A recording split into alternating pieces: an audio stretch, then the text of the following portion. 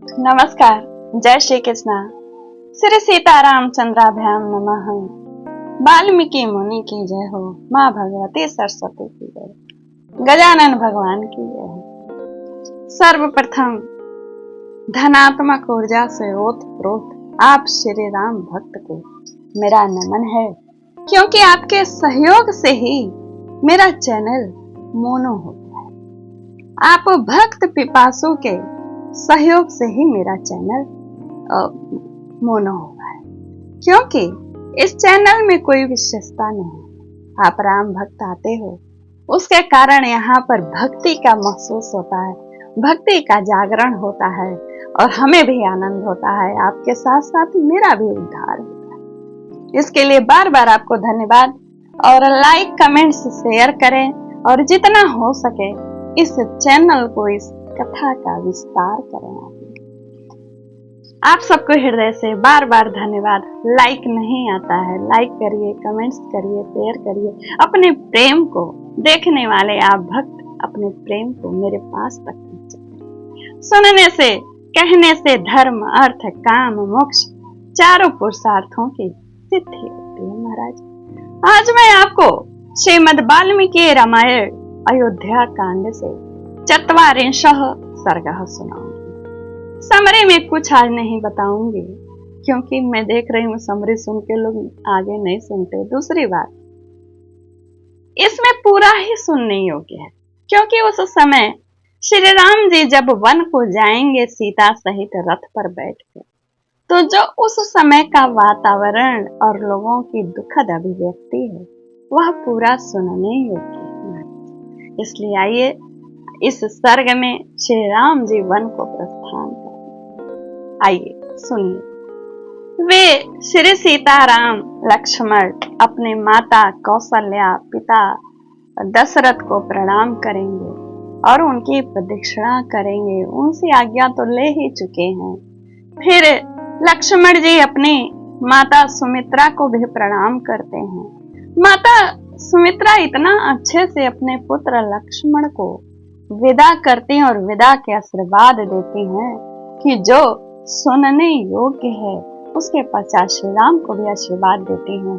आइए सुनिए, अपने पुत्र लक्ष्मण को कितना मतलब एक ऐसा लगता त्याग की मूर्ति है सुमित्रा। आइए सुनिए, कहती हैं, बेटा तुम श्री राम को ही अपने पिता महाराज दशरथ समझो, जनक नंदिनी सीता को ही अपनी माता सुमित्रा मानो और वन को ही अयोध्या जानो। अब सुख पूर्वक यहाँ से तुम प्रस्थान। इसके बाद जैसे मातेलेंद्र को कोई बात कहते हैं, उसी प्रकार विनय के ज्ञाता सुमंत्र ने ककुतस्थ कुलभूषण श्री राम से विनय पूर्वक हाथ जोड़कर कहा, महयशस्वी राजकुमार श्री राम, आपका कल्याण हो। आप इस रथ पर बैठिए। पिछले सर्ग में रथ को बुलवाया था राजा दशरथ ने, आप पिछला सर्ग सुनिएगा। आप मुझसे जहां कहेंगे वहां मैं शीघ्र आपको पहुंचा दूंगा। आपको जिन 14 वर्षों तक वन में रहना है उनकी गणना तो आज से ही आरंभ हो गई, क्योंकि कैकेयी ने आज से ही आपका वनवास दिया है ना। तब वन जाने की प्रेरित सुंदरी सीता अपने अंगों में उत्तम अलंकार धारण करके, जो कि पिछले सर्ग में ही धारण करवा दिया था राजा दशरथ ने, वे प्रसन्न चित्त से उस सूर्य के समान तेजस्वी रथ पर आरोहण हुए। पति के साथ जाने वाली सीता के लिए उनके ससुर वनवास में सर्व संख्या वर्ष भर की संख्या गिन कर उनके अनुसार ही वस्त्र और आभूषण दिए। इसी प्रकार महाराज ने दोनों भाई श्री राम और लक्ष्मण के लिए जो बहुत से अस्त्र शस्त्र दिए थे, वे भी रथ के पिछले भाग में रख दिए गए। उसके ऊपर खंती और कुदारी भी रख दी गई थी। इसके बाद दोनों भाई श्री राम और लक्ष्मण उस अग्नि के समान दीप्तमान स्वर्ण भूषित रथ पर शीघ्र ही आरोहण हो गए। पहले मां भगवती सीता आरोहण हुई, फिर दोनों भाई, जिनमें सीता की संख्या तीसरी थी। उन श्री राम आदि को रथ पर आरोहण हुआ देख सारथी सुमंत्र ने रथ को आगे बढ़ाया। उसमें जुटे हुए वायु के समान वेगशाली उत्तम घोड़ों को उन्होंने हाँका। जब श्री रामचंद्र जी सुदीर्घ काल के लिए महान वन की ओर जाने लगे, उस समय समस्त पुरवासियों, सैनिकों तथा दर्शक रूप में आए हुए बाहरी लोगों को दुख से मूर्छा आ गई। उस समय सारे अयोध्या में महान कोलाहल मच गया। सब लोग व्याकुल होकर घबरा उठे। मतवाले हाथी श्री राम के वियोग से कुपित हो उठे। इधर उधर भागते हुए घोड़ों के हिनहिनाते एवं उनके आभूषणों के खनखनाने की आवाज सब ओर गूंजने लगी। अयोध्यापुरी के अबला वृद्ध सब लोग अत्यंत पीड़ित होकर के श्री राम के रथ के पीछे दौड़े, उसी तरह जैसे प्यासा पानी के लिए दौड़ता है। उनमें से तो कुछ लोग रथ के अगल बगल लटक भी है और उत्कंठित थे। सबके मुख पर आंसुओं की धारा बह रही थी और सब उच्च स्वर में चिल्ला चिल्ला करके कह रहे थे, सूत घोड़े को रोको, धीरे धीरे ले चलो, हम श्री राम का मुख देखना चाहते हैं, क्योंकि अब इस मुख का दर्शन हम लोगों के लिए दुर्लभ हो जाएगा। निश्चय है श्री रामचंद्र जी की माता का हृदय कठोर है, उनका हृदय फट नहीं जाता कि देवतुल्य श्री राम को वन भेजे। विदेह नंदनी अच्छी हैं, उनका जीवन कृतार्थ है जो श्री राम जी के साथ जा रहे हैं। लक्ष्मण भी भाग्यशाली हैं जो श्री राम के साथ जा रहे हैं।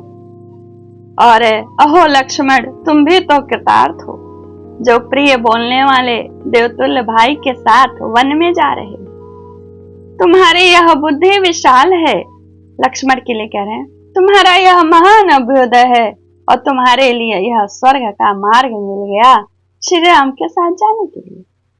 ऐसी बातें कहते हुए पूर्ववासी जो मनुष्य थे, उनके आंखों में आंसुओं की धारा बह चली और उनके प्रेम के पात्र श्री राम थे और श्री राम के पीछे वे लोग दौड़ चले। उस समय दयनीय दशा को प्राप्त हुई अपनी स्त्रियों से घिरे हुए राजा दशरथ अत्यंत दीन होकर, मैं अपने प्यारे पुत्र श्री राम को देखूंगा, ऐसा कहते हुए महल से बाहर दौड़ पड़े। उन्होंने अपने आगे रोती हुई स्त्रियों का महान आर्तनाद भी सुना। 350 स्त्रियां थी, 3 पटरानियों के अलावा। वह वैसा ही जान पड़ता था जैसे बड़े हाथी युद्धपति के बांध लिए जाने पर हथनियों का चित्कार करें, वैसे ही वातावरण था। उस समय श्री राम के पिता ककुत वंशी श्रीमान राम दशरथ